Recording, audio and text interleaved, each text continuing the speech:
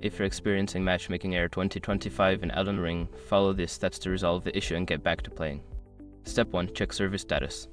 Visit the official Elden Ring website or social media channels to check if there are any ongoing server issues. If the servers are down, you may need to wait until they are back online. Step 2. Restart the game. Close Elden Ring completely and restart it. This can refresh your connection to the servers and may resolve temporary matchmaking errors.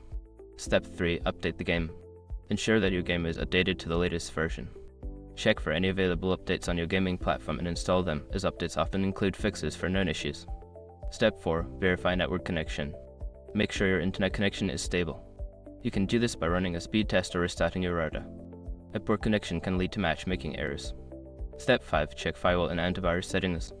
Sometimes, your firewall or antivirus software may block the game from connecting to the servers.